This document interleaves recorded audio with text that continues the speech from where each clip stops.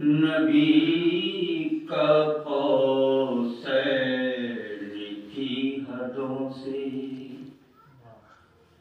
جو بڑھ کے آگے سفر نہ ہوتا، نبی کا قوسین کی حدوں سے جو بڑھ کے آگے سفر نہ ہوتا، تو اتنی اونچائی جو فکر بشر کا ہرگز گزر نہ ہوتا، اتنی اونچائی جو فکر بشر کا ہرگز گزر نہ ہوتا۔ شعر دیکھیے گا، نہ مہکدے معرفت کے کھلتے، نہ حق کے ساغر کہیں چھلکتے،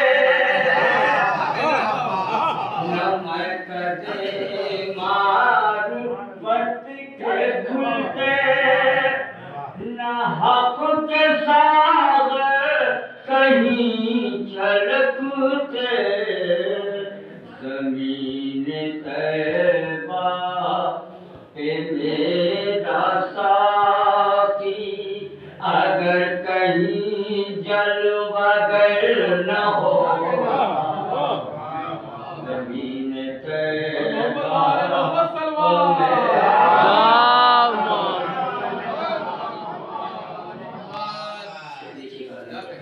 کیوں نہیں کہ چہرے کے نور سے ہے یہ چاند سورج فلک کے روشن، انہی کے چہرے کے نور سے ہے یہ چاند سورج فلک کے روشن، نبی نہ ہوتے نہ شمس ہوتا، علی نہ ہوتے قمر نہ ہوتا،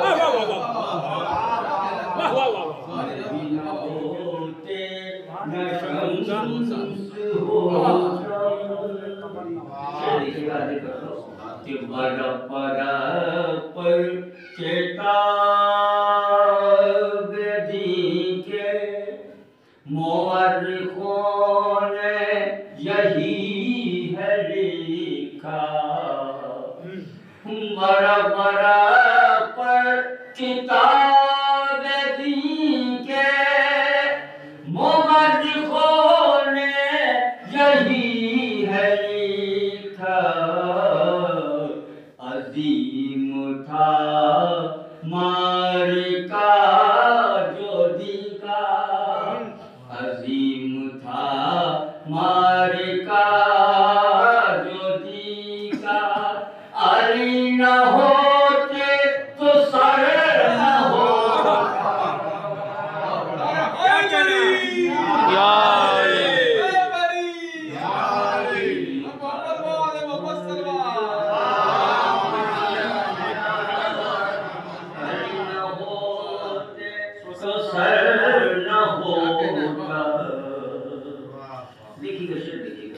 کہ کمال حسن کلام ربی، میرا پسندیدہ شعر حاضر کرو سماعت کرنا ہے کہ کلام حسن کمال حسن کلام ربی وہ معجزہ ہے، وہ معجزہ ہے میرے نبی کا، کمال حسن کلام ربی وہ معجزہ ہے میرے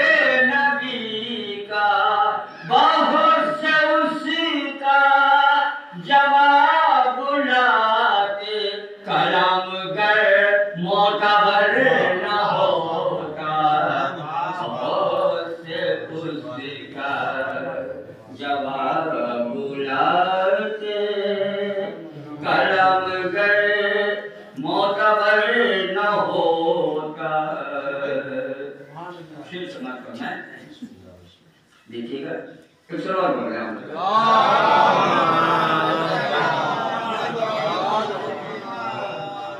دماغ ملحد میں میرے مالک سوال کی رونمائی کر دے. دماغ ملحد میں میرے مالک سوال کی رونمائی کر دے. وہ کیوں سجا وہ کیوں سجا یہ بزم ہستی. نبی نے مشکل میں جو کہی تھی وہ یاد نہ دے علی جو ہوتی. نبی نے مشکل میں جو کہی تھی وہ یاد نہ دے علی جو ہوتی. اسی طرح کا دھڑکتے دل میں تمہارے خوف و خطر نہ ہوگا. دھڑکتے دل میں. اب شیر سماعت ہم نے دو شیر جو ہوتا ہے نا ایسا کہ مل فلک کے زمین پا آ کر کہاں جھکاتے وہ اپنے سر کو. ملک فلک کے زمین پا آ کر کہاں جھکاتے وہ اپنے سر کو. جب ان کو آبرو نہ ملتی میرے نبی کا جو در نہ ہوگا. جب ان کو آبرو نہ ملتی میرے نبی کا جو در نہ ہوتا. یا کچھ خاص توجہ چاہتا ہوں تمام جاتا جو حسین ابن علی کے جھولے.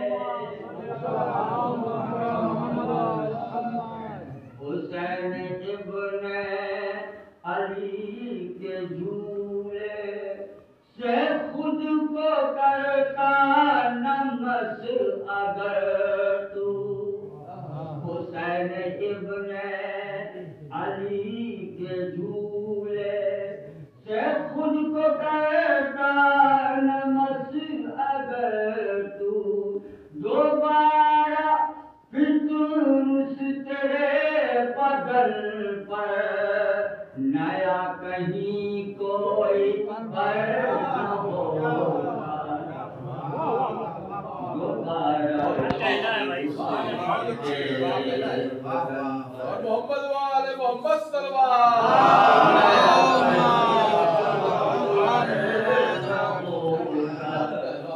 اور یہ آخری شعر بہت ہی خاص طور سے سبق فرمائے. دیکھیے یہ ایک حقیقت ابھر کے آئی وسیع عبادت میں شیخ جی کے.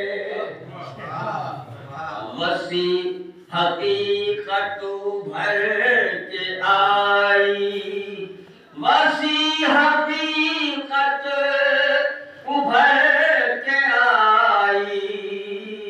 یہ ایک حقیقت ابھر کے آئی وسیع عبادت میں شیخ جی کے. جو سامنے سجدگاہ ہوتی جو سامنے سجدگاہ ہوتی تو رخ ادھر سے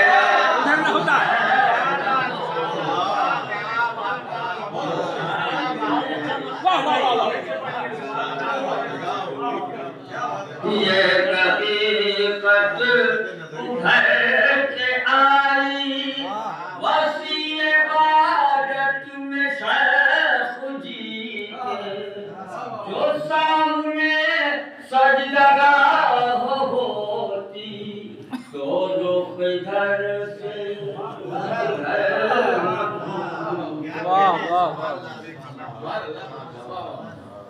محمد وآل محمد صلی اللہ اللہم صلی علی محمد وآل محمد.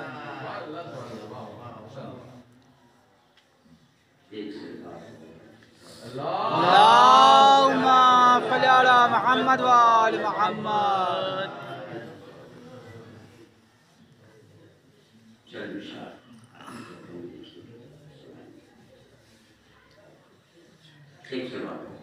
اللہم صلی علی محمد وآل محمد. ذکر زینب تو کبھی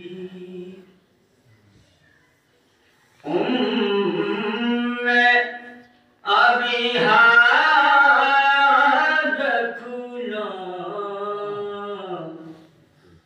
ذکر زینب تو کبھی ذکر زینب تو کبھی ابیہا رکھنا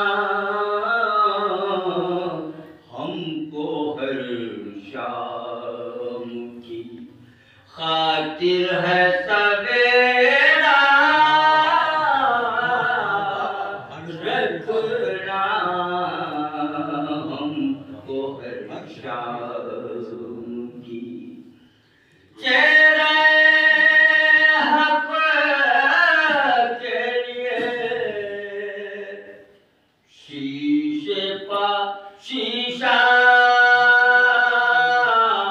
رکھنا چہرہ حق کے لیے شیشے پا شیشہ رکھنا کربلا رکھنا جہاں پر وہی کعبہ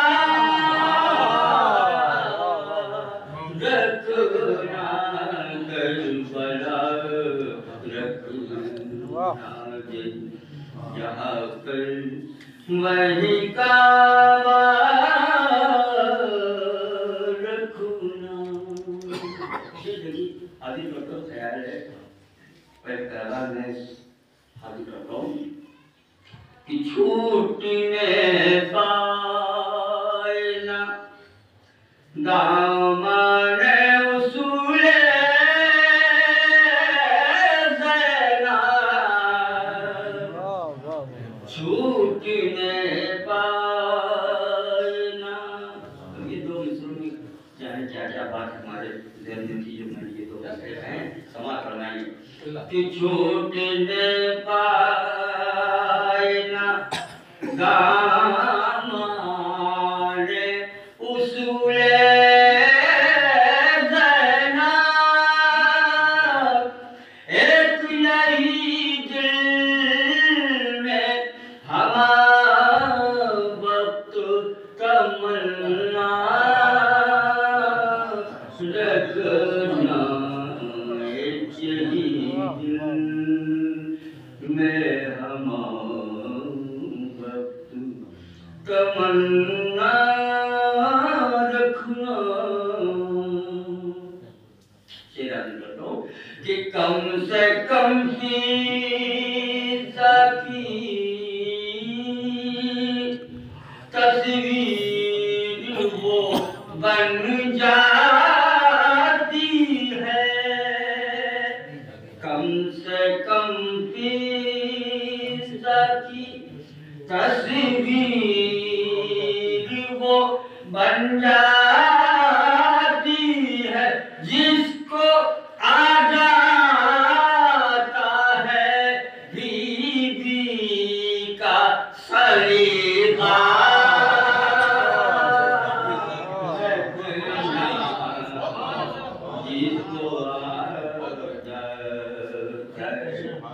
बीबी का सलीका देखना। शेर देखिएगा, आगे करता हूँ कि हम पर है दुश्मन ज़हरा पा तबरा वाजिब, हम पर है दुश्मन ज़हरा पा तबरा वाजिब, और किरदार का वाजिब है कवल्ला।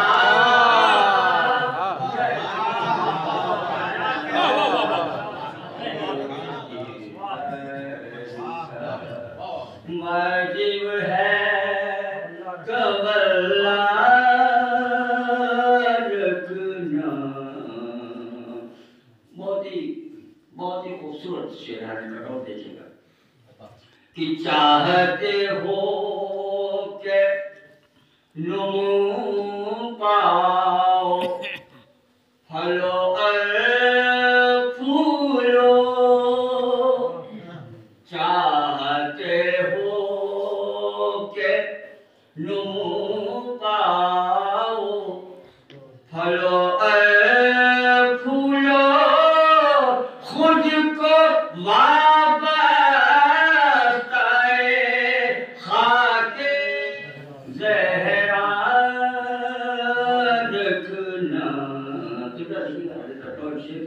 बहुत ही लुत्फ आएगा शायद शेर में आप को कि परवरिश दी की परवरिश देंगे नबी बेटे को कुछ सी सूरत, परवरिश देंगे नबी, परवरिश देंगे नबी बेटी को कुछ सी सूरत, भूल जाएंगे अरब फख्र से बेटा रखना।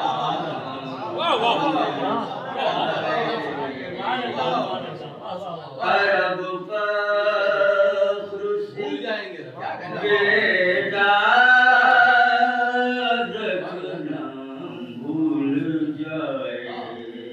और ये अपनी शेर कि एक पैगाम है ज़हरा का कनीज़ों के लिए, पास चक्की के इबादत का मुसल्ला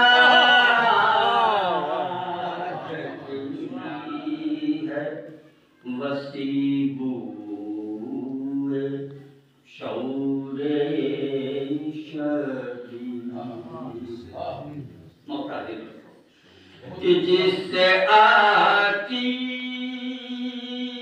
है वसी बूए शौरे शबी, अपने सजदों में कोई ऐसा भी सजदा रखना, अपने सजदों करो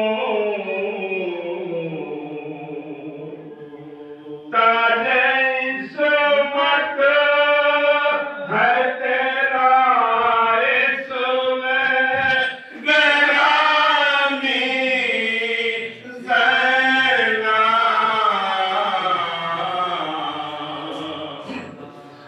रूहे मरियम तुझे देती है सलामी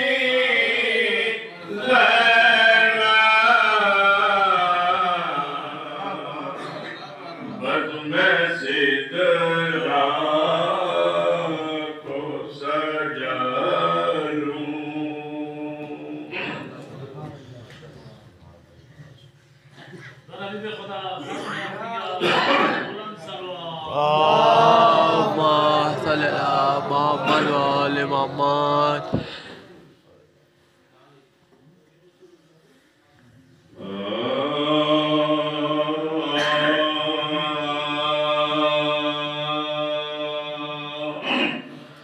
اس طرح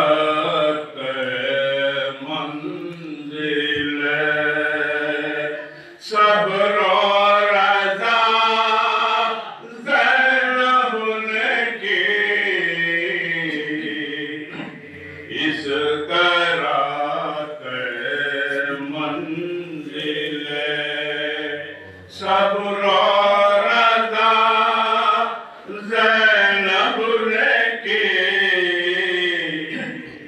بخشش امت کی ہر غم میں دعا زینب نے کی. واقع کرب و بلا میں رنج دونوں نے بھرا. ابتدا شبیر نے کی انتہا زینب نے کی. اس طرح منزل سبحان اللہ سبحان اللہ.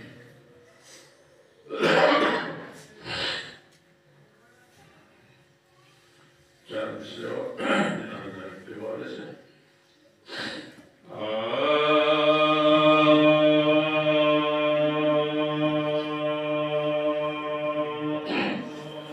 حسین بن کے زمانے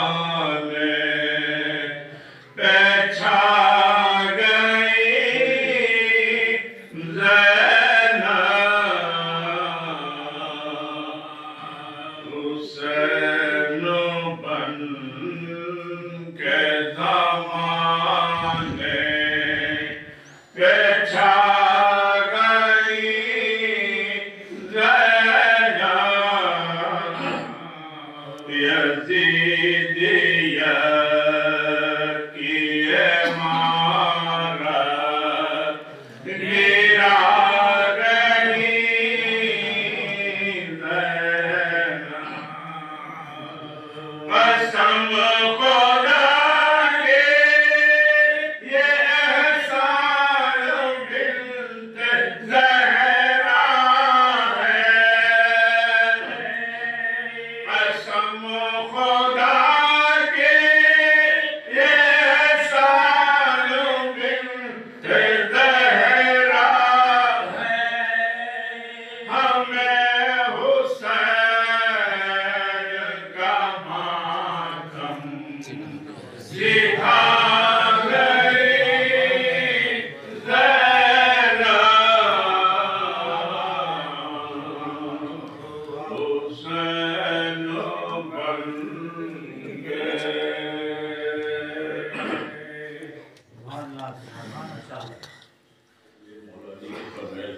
منگلتی چندن داتوں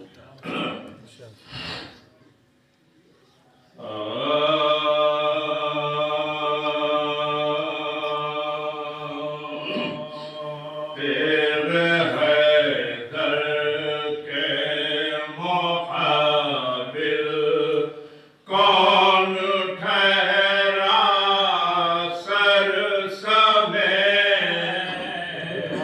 تیرے حیدر کے مقابل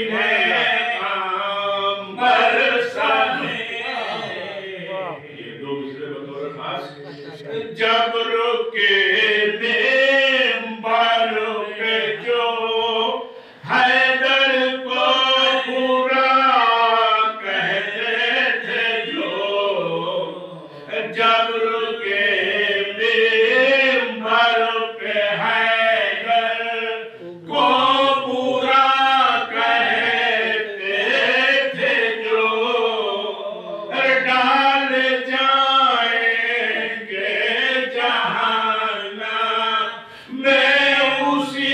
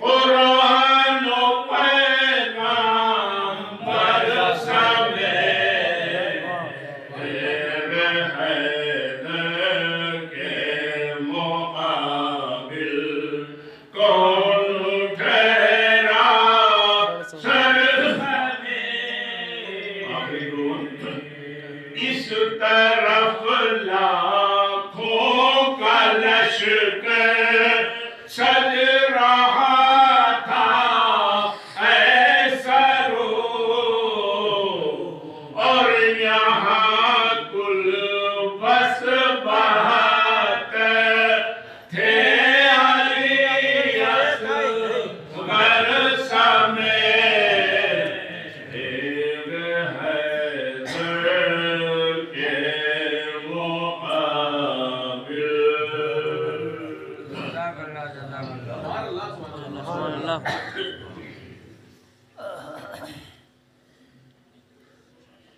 ایک سلوات پڑھنا صلی اللہ محمد وآل محمد.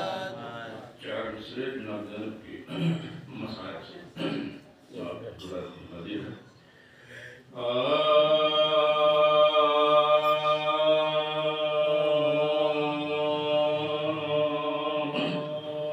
رہ گئی دست میں تنہا تو وطن یاد آیا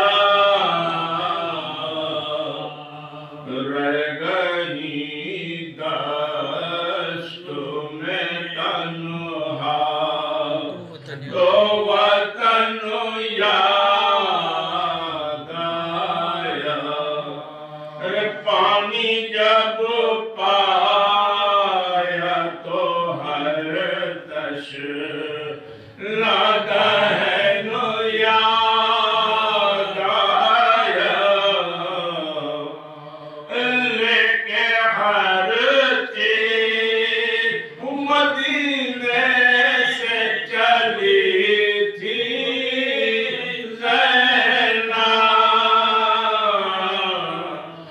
لاش پر بھائی کے پہنچی تو کفن یاد آیا رہ گئی دست جزاک اللہ صلی اللہ. مرثیے کے چار بند ہے وسیع جون پوری صاحب کا نام ہے آپ لوگوں کی سماعتوں کے حوالے سورہ فاتحہ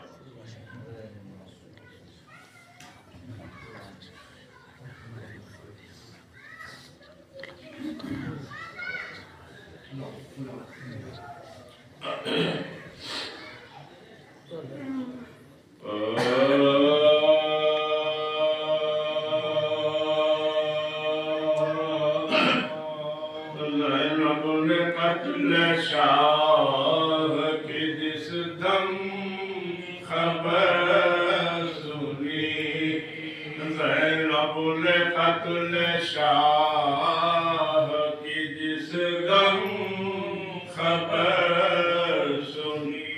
تھرایا دل زمین پہ گری پھر اٹھی گری گھبرا کے خیمے گاہ سے باہر نکل پڑی زلزلہ زمین کو آندھی سے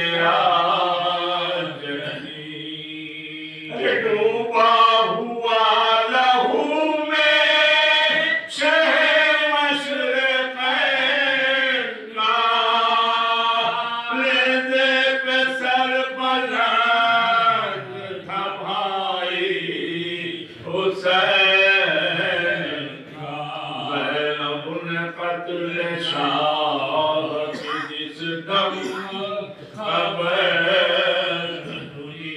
پھر دوڑی قتل گاہ کو زینب پسند بھائی کو قتل کر دیا لاپے تھا یہ سخن اماں کہاں ہو بکھر گئی تصویر پاس رخصت ہوئے جہاں سے پیاسے شہر ارے بھائی ہوا جو قتل بہن کچھ نہ کر سکی اس کے گلے پہ اپنا گلا بھی نہ دھر سکی زینب نے قتل شاہ کی جس غم خبر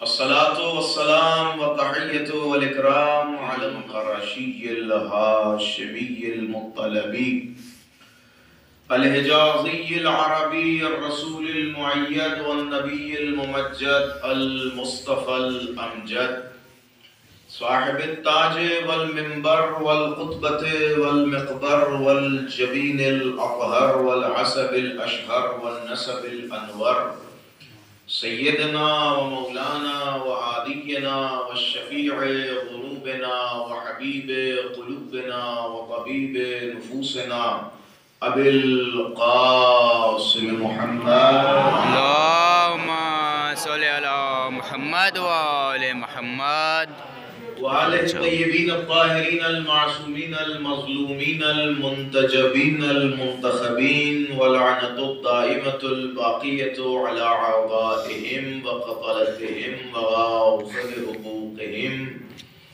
ومنكر فضائلهم ومصائبهم وشجاعتهم وطهارتهم وسخاوتهم وولايتهم ومقصر في حقهم أجمعين من حين إلى يوم الدين أما بعد فقد قال الله تعالى في محكم كتابه ومتقن خطابه بسم الله الرحمن الرحيم يا نار كوني بردا وسلاما على إبراهيم صلوات برمحمد اللهم صل على محمد وآل محمد وارث عزا حضرت حجت کے ظہور میں تعجیل کے لیے باواز بلند صلوات اللهم صل على محمد وآل محمد.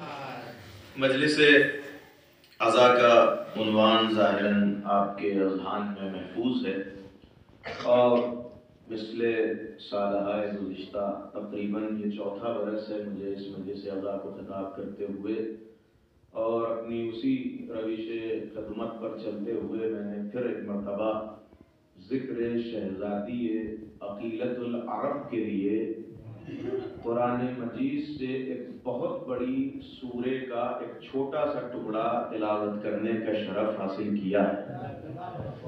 اور ظاہر ہے کہ قرآن مجید یوں تو احکامات کے ساتھ ساتھ بہت سارے ماضی کے قصہ جات اور قصص کو بیان کرتا ہے، لیکن قرآن کا مزاج یہ ہے کہ قرآن نے اپنے ماضی میں ہر قصے کو اتنی عظمت نہیں بخشی کہ وہ قرآن کی آیت بن جائے، لیکن اگر کسی قصے کو، کسی جملے کو قرآن اپنے اندر محفوظ کر کے آیت بنا رہا ہے تو سمجھ جائیے کہ کتنی امپورٹنٹ ہسٹری ہے، کہ قرآن چاہتا ہے کہ ہر قرآن پڑھنے والا اس ہسٹری کو دہراتا رہے۔ توجہ کیجئے گا، اس موضوع کو دہراتا رہے، نہیں تو نہ جانے کتنے انبیاء آئے گزر گئے، نہ جانے کتنے قصے رہے اور نہ جانے کتنی باتیں رہی، لیکن قرآن نے ہر ایک کو اپنے پہلو میں اور اپنی آیات کے چمن میں جگہ نہیں دی۔ لیکن انہی قصص انبیاء میں حضرت ابراہیم کا ذکر ہوا، اور حضرت ابراہیم وہ نبی ہیں جنہوں نے تبلیغ اسلام کے لیے نہ جانے کتنی زحمات کا سامنا کیا اور کس قدر نشتر ظلمت کو اپنے سینہ و پشت پہ برداشت کیا، لیکن علم بردار پرچم ہدایت رہے۔ اور قرآن نے ہمیشہ ان کی تعریف کی اور اس پرچم داری اور اس علم داری کو ہمیشہ عظمتوں کے ساتھ یاد کیا، اور مختلف مقامات پر اللہ نے ابراہیم کی مدد کی، لیکن ہر مدد کو اللہ نے ابراہیم کی یاد نہیں کیا۔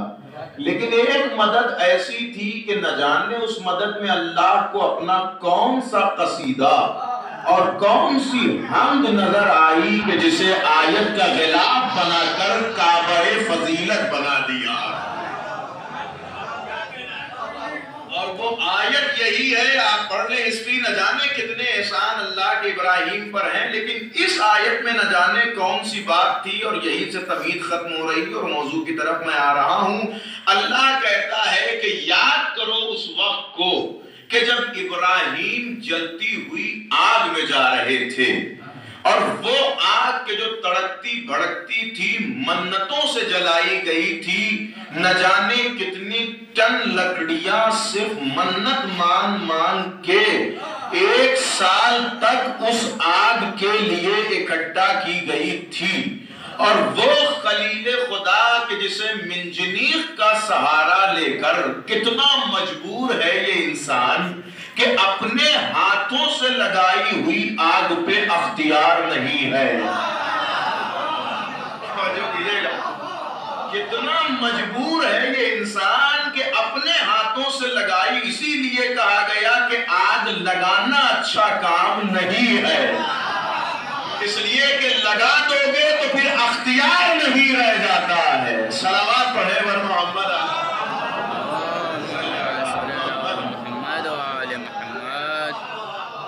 سے ایک بات یہ بھی پتا چلتی ہے کہ آگ لگانا نمرود صفت افراد کی عادت ہے، ملتان اہل بیت کی عادت نہیں۔ جو کیجئے گا، بہرحال وہ آگ لگائی گئی، اور پھر ظاہر ہے کہ مجبور تھے کہ کیسے ابراہیم کو آگ کے حوالے کریں، تو کیونکہ مقلدان شیطان تھے تو اب شیطان سے مدد طلب کی، اور شیطان بھی اپنے مخلص شاگردوں کو اکیلا نہیں چھوڑتا، لہذا شیطان نے آ کر ذہن میں ایک فکر رکھی اور کہا کہ کیوں پریشان ہوتے ہو، ایک منجنیق بنواؤ جسے آج کی تعبیر میں ایک جھولا کہہ دیا جائے، اور اس منجنیق میں ابراہیم کو رکھ کے حرکت دو، اور حرکت سے ابراہیم کو ہوا کے دوش پہ سوار کر دو، اور پھر ہوا ابراہیم کو آگ تک پہنچا دے گی۔ یہ سارا واقعہ آپ نے سنا ہوگا، لیکن جب ابراہیم دوش ہوا سے ہوتے ہوئے اس گلشن آگ میں پہنچے تو ابراہیم بعد میں پہنچتے جبریل پہلے نازل ہوئے، اور نازل ہو کے کہتے ہیں کہ اللہ کا حاجتن، اے ابراہیم کیا تمہارے کے لیے کوئی حاجت ہے؟ ابراہیم نے نہایت ہی عجیبانہ انداز سے جواب دیا کہ اِنَّا لِي حَاجَةٌ وَلَكِنَّا مِنْ رَبِّي، بے شک مجھے حاجت ہے لیکن تم سے نہیں ہے، میرے رب سے ہے۔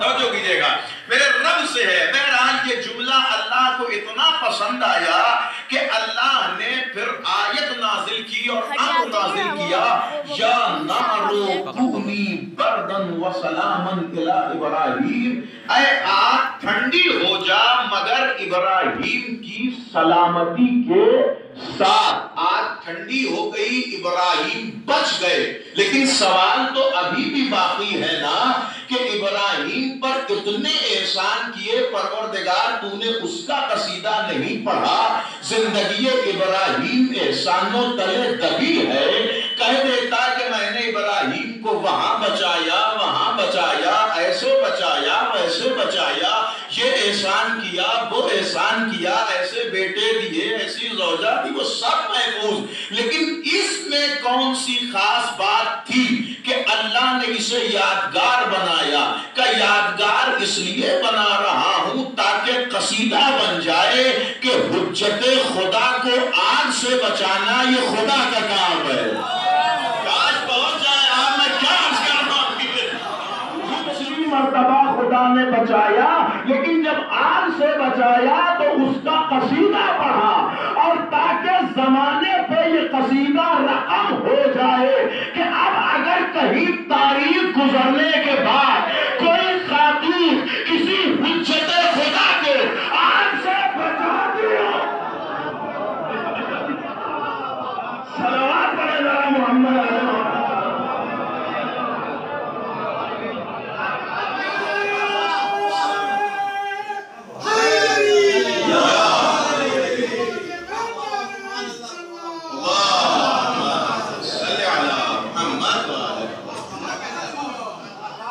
اب اگر زمانے گزرنے کے بعد کوئی خاتون کسی حجت خدا کو آگ سے بچاتی نظر آئے تو اسے یوں ہی ہلکے میں کہہ کے نہ ٹال دینا، یہ کار خدائی ہے جو زینب روز عاشور انجام دے رہی۔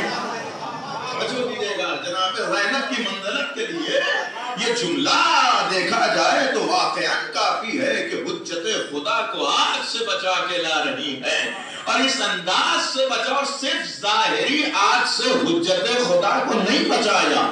آپ کیا سمجھتے ہیں کہ پشت زینب اگر ظاہری خیمے کی آگ سے حجت خدا کو بچا کے لا رہی ہے تو خطبہ زینب نے کوفے سے لے کر شام تک حجت خدا کو یزیدیت کی آگ سے محفوظ کیا۔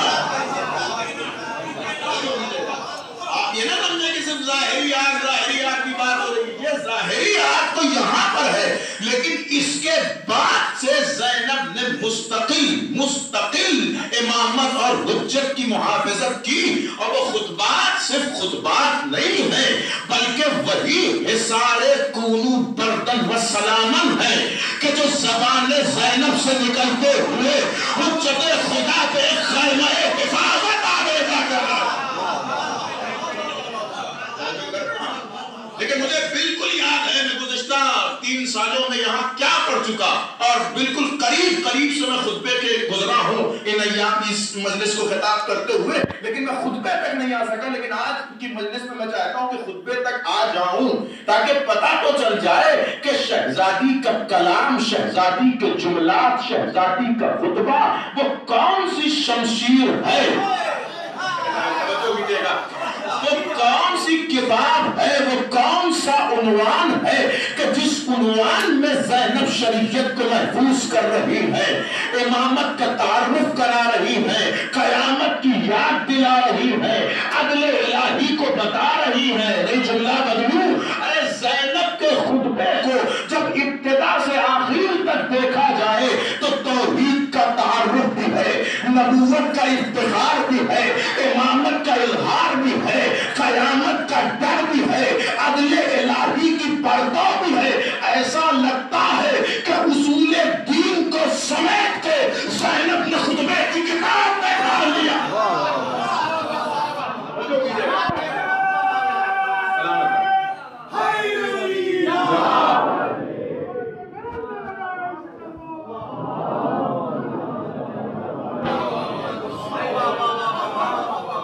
یہ خطبات زینب نہیں ہے بلکہ حجت اور امامت کی حفاظت ہے کہ جو مسلسل وادی کوفہ اور وادی شام کی بھڑکتی ہوئی آگ سے اور اس طعنہ و طنز کے شعلوں سے حجت خدا کو زینب بچا کے لا رہی ہے۔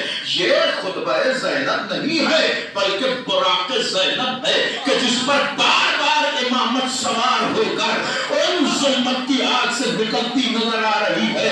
شاید یہی تو وجہ تھی کہ وہ کوفہ جہاں ملعون ابن زیاد علی کے منبر پہ بیٹھ کے یہ سوچ رہا تھا کہ حکومت ہماری ہے، اختیار ہمارا ہے، لوگ ہمارے ہیں، کرسیاں ہماری ہیں، حکم ہمارا ہے، تعمیل حکم ہمارا ہوگا، اسی اثنا میں جب یہ قافلہ دربار میں داخل ہوا اور شہزادی نہایت ہی بے نیازانہ انداز میں دربار میں داخل ہوئی اور داخل ہو کے شہزادی ایک گوشے میں بیٹھ گئی. آپ ذرا محسوس کریں کہ کیا کوئی قیدی یا کوئی قیدن کسی حاکم کے سامنے اس طرح حاضر ہوتا ہے. لیکن تاریخ کہتی ہے کہ ابن زیاد اپنے تخت پہ بیٹھا تھا اور علی کی بیٹی دربار میں ایسے داخل ہوئی کہ وہ انداز شاہانہ تھا، وہ تیور الویرانہ تھا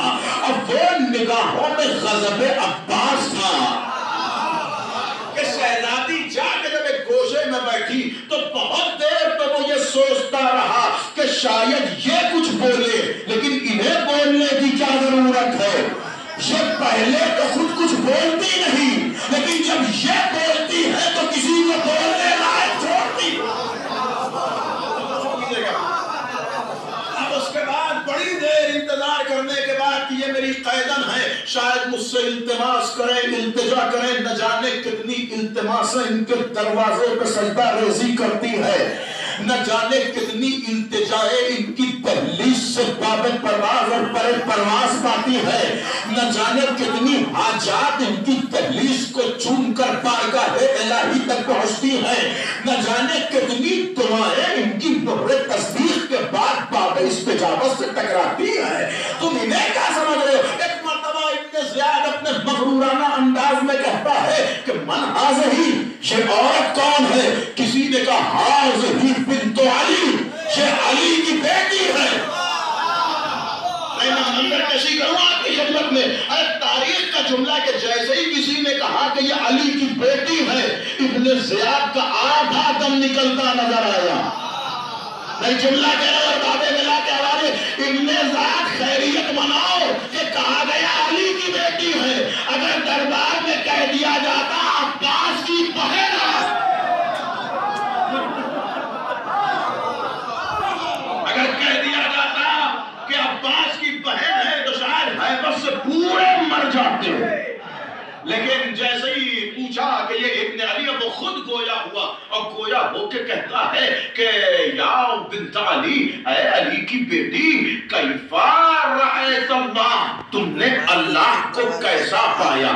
توجہ کیجئے گا، یہ جملہ اس نے سید سجاد سے نہیں پوچھا، اس لیے کہ ابن زیاد جانتا تھا کہ یہ لاکھ زنجیروں میں جکڑے ہوں مگر امام ہے، محافظہ توحید ہے، محافظہ توحید ہے. اس کا انتخاب بھی بتا رہا تھا کہ اسے معرفت زینب نہیں ہے، اس نے اپنے گھر کی عورتوں کی طرح سمجھا تھا، اس لیے کہ عورتوں کے صبر پہ ان کے جذبات حاوی ہوتے ہیں. لہذا اس نے اسی انداز میں پوچھا کہ اتنے مصائب برداشت کر کے آئی ہیں یہ بی بی، کچھ نہ کچھ تو خدا کے خلاف بولیں گی، کچھ نہ کچھ تو توحید کے بارے میں زبان کھولیں گی، کچھ نہ کچھ تو جبر و تفویض کی بحث لائیں گی، مگر وہ زینب ہی کیا کہ جو وارثہ زہرا و علی ہے، وہ زینب ہی کیا کہ جو عالمہ غیر معلمہ ہے. جیسے ہی ابن زیاد نے پوچھا کہ کربلا دیکھنے کے بعد تم نے اپنے خدا کو کیسا پایا، فرمایا ما رأیت الا جمیلا، میں نے کربلا میں سوائے جمال خدا کے کچھ نہ دیکھا. میں نے کربلا میں سوائے جمال خدا کے کچھ نہ دیکھا. پھر اس نے کہا کہ کس خدا کی بات کرتی ہو؟ اگر تمہارا بھائی خدا کو اتنا عزیز ہوتا تو اللہ اسے کربلا میں بچا نہ لیتا. توجہ کیجئے گا، یہ جو عقائد پہ حملہ کیا جاتا ہے یہ اس لیے ہوا. اچھا انہیں کیا پتا کہ محافظہ عقائد ہے زینب؟ اسے کیا پتا کہ بنیاد گزار عقائد حقہ ہے زینب؟ جیسے ہی اس نے یہ لفظ رکھا کہ خدا اگر حسین ابن علی کو اتنا چاہتا تو کربلا میں بچا نہ لیتا، مجھ پر عذاب نازل کر دیتا۔ خدا کا عذاب نہ نازل کرنا اس بات کی دلیل ہے کہ خدا خود چاہتا تھا نعوذ باللہ کہ حسین ابن علی ہمارے ہاتھوں قتل کیے جائے۔ بی بی نے وہی سورہ آل عمران کی آیت پڑھی، بسم اللہ الرحمن الرحیم، انما نملی لیزدادوا، فرمایا خدا کچھ لوگوں کو مہلت دیتا ہے۔ آیت سنیے گا سورہ آل عمران کا، تو یہ کہتا ہے نا کہ تیرے اوپر عذاب کیوں نہیں آیا؟ فرمایا خدا سورہ آل عمران میں ارشاد فرماتا ہے کہ ہم نے کچھ لوگوں کو مہلت دی ہے تاکہ وہ بچا ہوا گناہ بھی کر لیں۔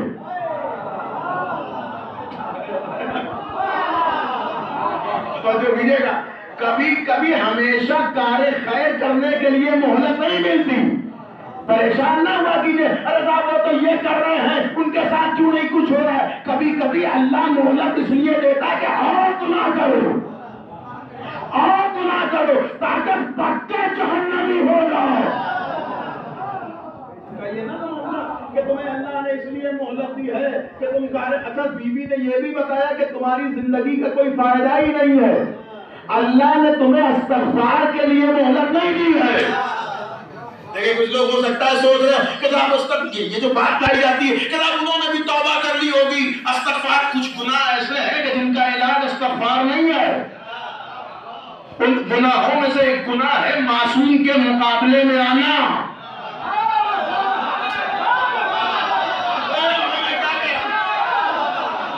جو پہنچ گیا اسے میری طرف سے سلام، جو نہیں پہنچا میں اسے پہنچا رہا ہوں۔ ارے معصوم کے مقابلے میں آنا ایسا گناہ ہے جس کی بخشش نہیں ہے، چاہے پہلے معصوم کے مقابلے میں آ۔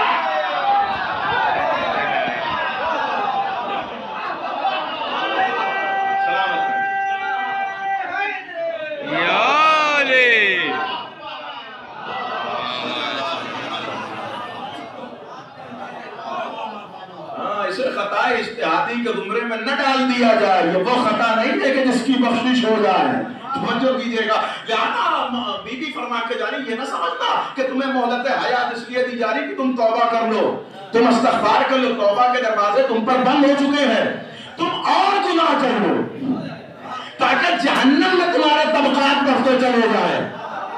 دیکھیں کیا زندگی کا فلسفہ ہے۔ کچھ لوگوں کو زندگی ملتی ہے کہ جنت میں طبقات بڑھے، اور کچھ لوگوں کو عمر دی جاتی تاکہ جہنم میں طبقات بڑھے۔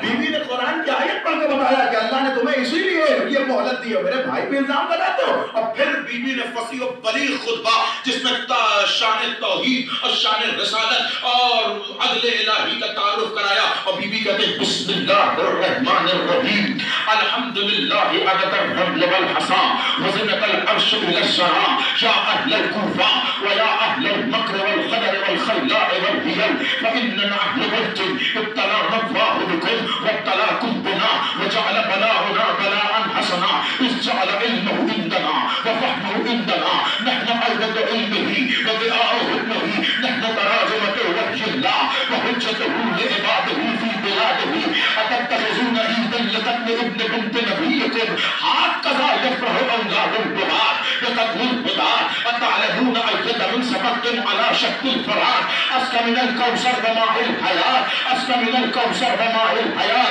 والله لو شاء لصارت خيولكم ونياتكم أطيالا وأصفتا، مزقوا لحومكم ومزقوا عظامكم، وصارت رحامكم وأسنتكم حيات، وأقاربا تنهش أجسامكم ومسرت لحومكم، ولو أمر الأرض لابتلعتكم بمراكبكم مثل قارون بداره وخزائنه، بل لو شاء للبس ثيابكم في أعناقكم وألقاكم أهل السماء كالفراش المفضل، ولكنه هو لم يزل هو يدعوكم إلى الجنة، أما رأيتم أمهلناكم ليلة واحدة بالتوبة، لكن أخترتم الفناء على البقاء والنار على أوفر الجزاء، وأولاد الطلقاء على الأشقياء، فرب السماوات العلى إني أرى ذكرا أبي عبد الله جله الأرض والسماء، وحسبنا الله أهل التقوى وأهل المغفرة۔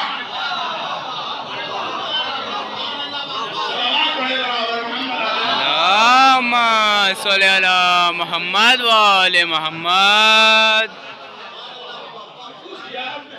بیوی نے کیا پسی ہو بلیغ خطبہ. اچھا کوئی یہ نہ سوچے کہ صاحب بیوی نے خطبہ دیا ہوگا تو کم سے کم 15 منٹ کا دیا ہوگا, 20 منٹ کا دیا ہوگا, یہاں تو 5 منٹ میں ختم ہو گیا.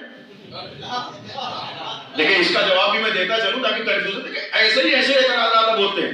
ایک تو لوگوں کو کتاب پڑھنے کا شعور نہیں, اور پھر تنقیدات میں نہ جانے کون سی کتاب پڑھ کے آئے. بیوی جب بھی بولی ہوگی 15 منٹ بولی ہوگی, 20 منٹ بولی ہوگی, کوئی خطاب 15 منٹ سے کم کیسے ہو سکتا ہے, 20 منٹ سے کم کیسے ہو سکتا ہے, آدھے گھنٹے سے کم کیسے ہو سکتا ہے. بھائی دیکھیں ان کا نہ اختصار میں جواب ہے نہ تفصیل میں جواب ہے. یہ اس گھرانے کی ہے, اگر سمیٹنے پہ آئے تو قرآن لگتے میں سمجھ جائے.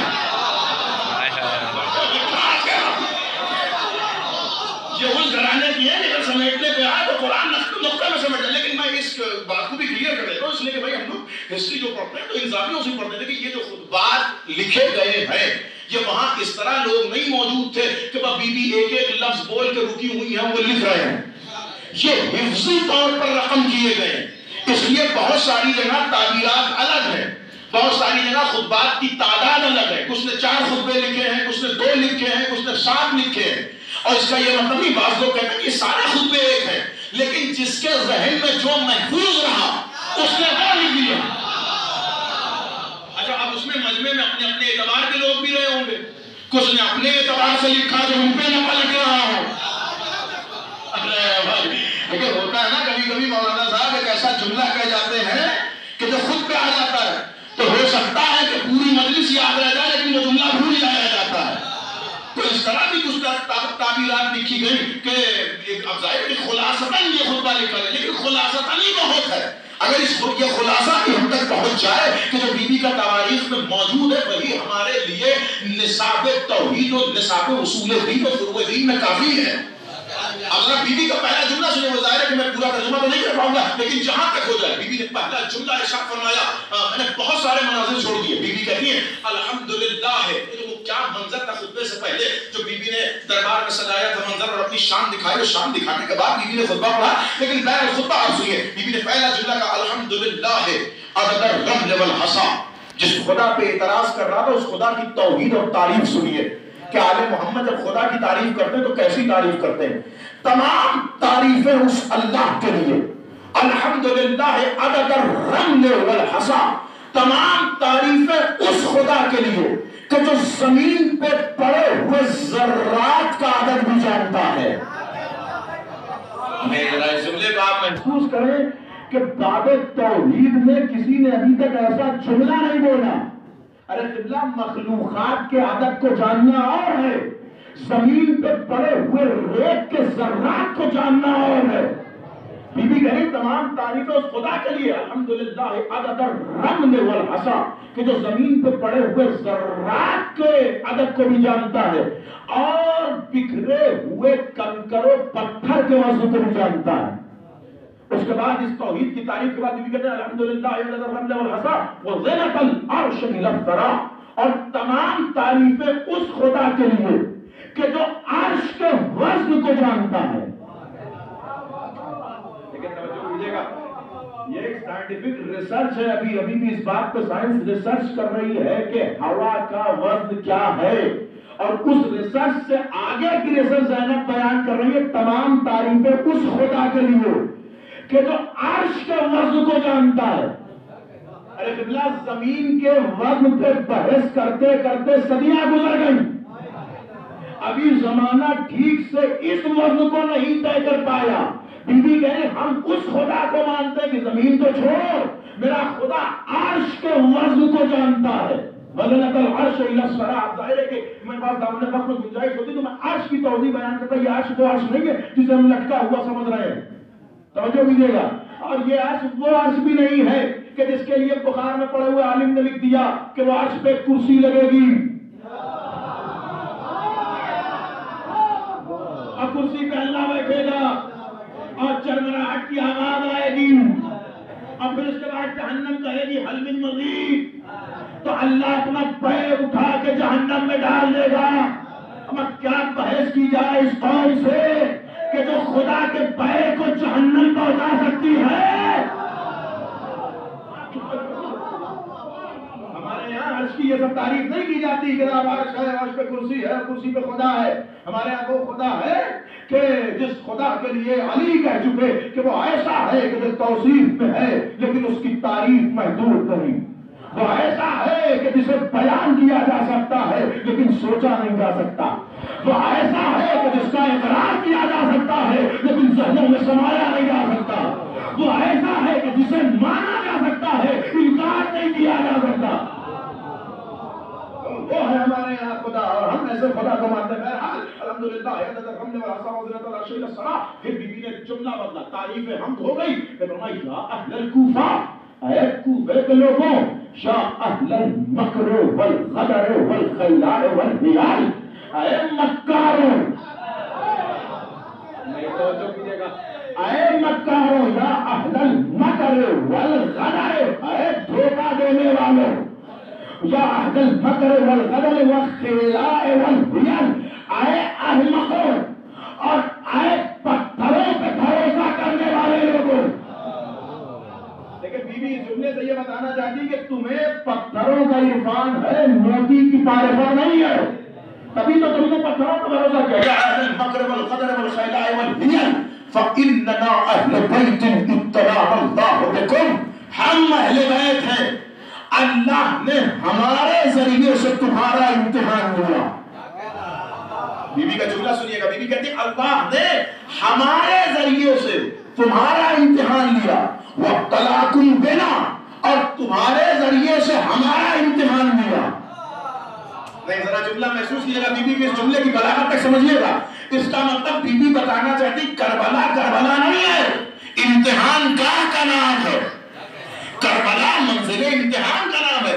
تمہارا امتحان ہمارے ذریعے سے لیا گیا، تمہارے ذریعے سے ہمارا امتحان لیا گیا. یہ بی بی کہتی ہے ہمارے ذریعے سے تمہارا اطاعت کا امتحان لیا گیا کہ تم ہماری اطاعت میں کس درجے پہ ہو، اور تمہارے ذریعے سے ہمارے صبر کا امتحان لیا گیا کہ ہم تم جیسی مخلوق کو برداشت کیسے کرتے ہیں.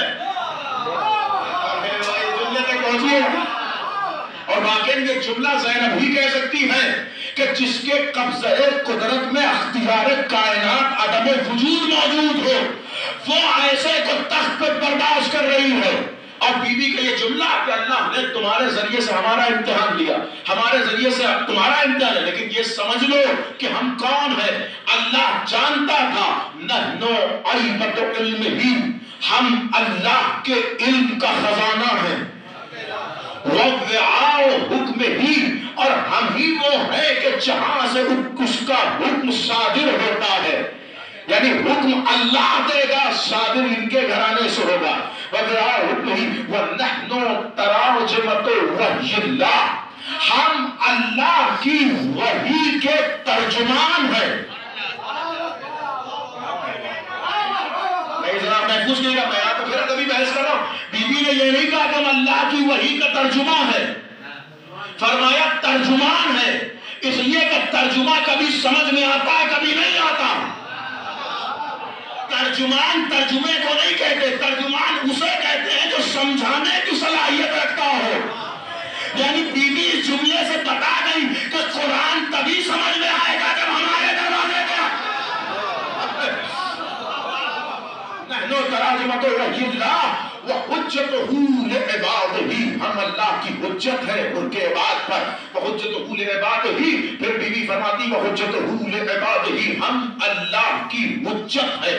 نحنو وعاء حکمہ وتراجمۃ وحی اللہ وحجتہ لعبادہ.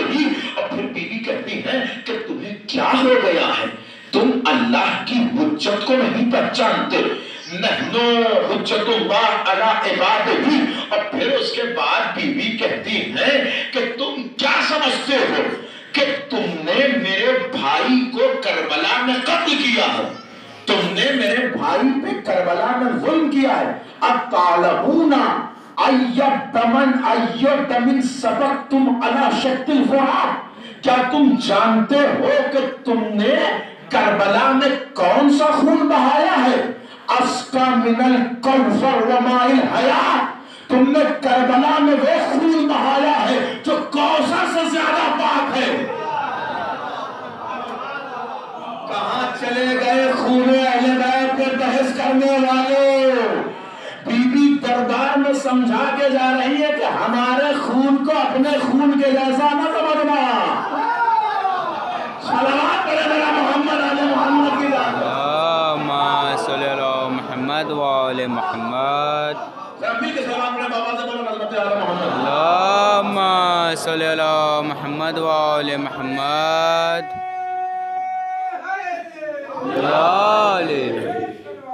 اللہم صلی علی محمد وآل محمد.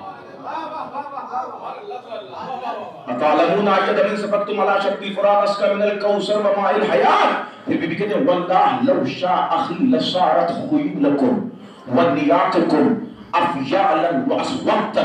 خدا کی قسم اگر میرا بھائی چاہ جاتا، توجہ کیجئے گا، اب امامت کا تعارف رہا، خدا کی قسم میرا بھائی اگر چاہ جاتا، وَلَوْ شَاءَتْ لَأَخِي رَسَّارَتْ خِيَالَكُمْ وَنِيَاقُكُمْ، تو تمہارے گھوڑے اور تمہارے اونٹ، سَعَرَتْ خِيَالَكُمْ وَنِيَاقُكُمْ أَفْيَالًا وَأَسْوَدًا، اگر میرا بھائی چاہ جاتا تو یہ گھوڑے ہاتھی بن جاتے اور یہ ناکے شیر بن جاتے. وَسَارَتْ لِيُهْرِمَكُمْ، اور میرا بھائی اشارہ کرتا تو یہ تمہیں پھاڑ کھاتے. صلوات پڑھے ذرا شہزادی کی عظمت پر. اللہم صلی علی محمد وآل محمد. دیکھیں توجہ کیجئے گا، یہ مت سمجھئے گا کہ صاحب یہ کوئی بڑی، ارے یہ معجزہ تو ہر امام نے تقریباً کر کے دکھایا ہے، اور شاید اسی لیے کر کے دکھایا ہے کہ اختیار امامت ہمیشہ حکومت کی نگاہوں میں رہے. اچھا آپ سوچ رہے ہیں نہیں سوچ رہے کہ ایک خاتون دربار میں بھرے دربار میں بولتی چلی جا رہی ہے، لیکن کتنا مجبور ہے تخت پہ بیٹھا ہوا ہے، کتنا مجبور ہے تخت پہ بیٹھا ہے. اعتراض تو دور، تنقید کرنے کی بھی جرات نہیں ہے. صلوات پڑھے ذرا محمد آل محمد. اللہم صلی علی محمد وآل محمد. سارت خیالکم ونیاکم وفیالا واسفتا مزقوا لحومکم ومزقوا عظامکم. ولو امر الارض، چھوڑ دیے میں نے بہت سارے جملات، ولو امر الارض لابتلعتکم بمراکبکم مثل قارون بتارہ وخزائنہ. بس ہے یہ جملہ شان امامت کے تعارف کے لیے اور یزیدیت کے ہار کی مہر کے لیے اور حسینیت کی جیت کے تنکے کے لیے کہ جو بی بی سر دربار کہہ رہی ہے. بی بی کہہ رہی ولو امر الارض، اگر میرا بھائی زمین کو حکم دیتا. ارے قبلہ دولت اور پاور کے بل پہ زمین والوں پہ حکم چلانا اور ہے، ابو تراب کا بیٹا ہو کے زمین کو حکم دینا یہ کمال حسین. وَلَوْ أَمْرَ الْأَرْضَ، اگر میرا بھائی زمین کو حکم دیتا، لَأَبْتَلَعَتْكُمْ بِمَرَاكِبِكُمْ، تو یہ زمین تمہیں تمہارے گھوڑوں کے سمیت نگل جاتی. کوئی شک ہے حسین ابن علی کے اختیار پر؟ ارے بھائی ابو تراب کے بیٹے ہیں اور یہ تو کر چکا ہے معصوم کہ جب اس شیر نے ان جادوگروں کو نگل لیا. محسوس کیجئے گا اب وہ کہاں سے آیا تھا وہ شیر؟ قالین ہی سے تو ابھرا تھا. اب پلٹ کے اس نے کہا کہ ابن رسول اللہ ان جادوگروں کو میں نے مہمان بلایا تھا، کہیے کہ واپس کر دے. مسکرا کے مولا نے کہا کہ اگر موسیٰ کا عصا ان جادوگروں کو واپس کر دیتا. توجہ کیا آپ نے؟ لَأَبْتَلْعَتْكُمْ بِمَرَاكِبِكُمْ، اور جانتا تھا، بی بی جانتی تھی کہ ہو سکتا ہے لوگ شک کریں گے کہ یہ کیسے ہو سکتا ہے کہ مولا حکم دیتے اور زمین گھوڑوں کے سمیت نگل لیتی. کیا ایسا بھی کبھی ہوتا ہے؟ اسی لیے زینب نے فوراً اپنے خطبے میں قرآنی مثال پیش کی، اپنے اس جملے کی تصدیق میں قرآن کی مثال پیش کی. لَأَبْتَلْعَتْكُمْ بِمَرَاكِبِكُمْ مَثَلَ قَارُونَ بِالتَّارِهِ وَخَزَائِنِهِ، بالکل ویسے ہی زمین تمہیں نگل لیتی کہ جیسے قارون کو اس کے خزانے کے سمیت نگل گئی. جملہ بتا رہا ہے کہ حسین ابن علی کے مقابلے میں خزانے لے کے نہ آنا، وہ تو حسین نے چاہا نہیں، ورنہ میں محل کے یزیدیت شام میں کرتی ہوئی نظر آتی۔ اور پھر بی بی کہتی ہاں اولائے، بی بی نے کہا میں تم سے کوئی توقع بھی نہیں ہے، ہاں اولائے اولاد البغاة یفرحوا بقتل الہدی، کب باغیوں کی اولادیں اسی طرح ہادیوں کو قتل کر کے خوش ہوتی ہیں۔ اچھا توجہ کیجئے گا، بی بی نے کیا جملہ رکھا، فرمایا اتتخذون عیدا لقد، آخری جملہ ختم کر رہا ہوں، مجھے معاف کیجئے گا میں پورے خطبے کا ترجمہ نہیں کر پایا۔ فرمایا اتتخذون عیدا لقتل ابن بنت نبیکم، تم اپنے نبی کے بیٹے کو قتل کر کے عید منا رہے ہو۔ یہ جملہ کافی آج کی مجلس کا ہدیہ ہے، سمجھ لیجئے۔ بی بی نے کیا جملہ رکھا، اتتخذون، تم عید منا رہے ہو، کس کو قتل کر کے؟ اتتخذون عیدا لقتل ابن بنت نبیکم، اپنے نبی کے بیٹے کو قتل کر کے۔ مجھے کوئی تعجب نہیں ہے، اس لیے کہ باغیوں کی اولادیں اپنے ہادیوں کو قتل کر کے ایسا ہی کرتی ہیں۔ نہیں جملے پہ غور کیا آپ نے، تم عید منا رہے ہو حسین کو قتل کر کے، تم عید منا رہے ہو حسین کو قتل کر کے۔ اب اس جملے کے بعد سے اس بات پہ بحثی چھوڑ دیجئے کہ حسین کو کس نے مارا۔ بھئی ایک الزام لگایا جاتا نا فلاں نے مارا، خود ہی مارا، خود ہی ہو رہے۔ بی بی نے کہا اتتخذون عیدا، تم حسین کو قتل کر کے عید منا رہے ہو۔ قاتلوں کو ڈھونڈنا آسان ہے، اب جہاں 10 محرم کو عید منائے،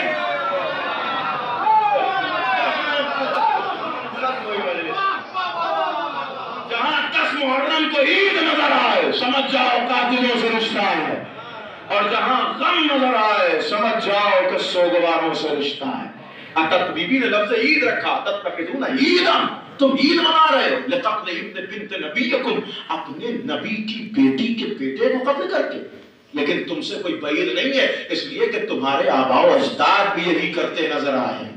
اور اس کے بعد وہ آگے کے جملے، اور وہ بڑے فصیحانہ اور بڑے شاندار جملے، لیکن میں ختم کر رہا ہوں۔ اور پھر بی بی نے ایک مرتبہ تعارف کرایا، اور تعارف کرا کے کہتی ہیں آخری جملہ کہ دیکھو تم یہ نہ سمجھنا کہ تم نے ہمیں قتل کر دیا ہے، ہمارے بھائی کو قتل کر دیا ہے، اور ہمارے جوانوں کو قتل کر دیا ہے تو تم ہمارا ذکر مٹا دو گے۔ انی ارا، میں دیکھ رہی ہوں، بی بی کا انی ارا، میں دیکھ رہی ہوں، ذکر ابی عبداللہ، کہ حسین کا ذکر یملأ الارض والسماء، حسین کا ذکر زمین و آسمان پہ بھر جائے گا۔ یعنی بی بی کا یہ جملہ چیلنج ہے اس دربار میں کہ تم ہمارے گردنوں کو جسموں سے الگ کر سکتے ہو لیکن ہمارے ذکر کو ختم نہیں کر سکتے، اور ہمارا ذکر تب تک باقی رہے گا جب تک کائنات باقی رہے گی، اور ہو سکتا ہے کہ بعد کائنات بھی روز محشر ہمارا ذکر کیا جائے اور لوگوں کو دکھایا جائے کہ دیکھو وہ شخصیتیں کون تھی جنہیں ہم نے دنیا میں تمہارے سامنے بھیجا تھا۔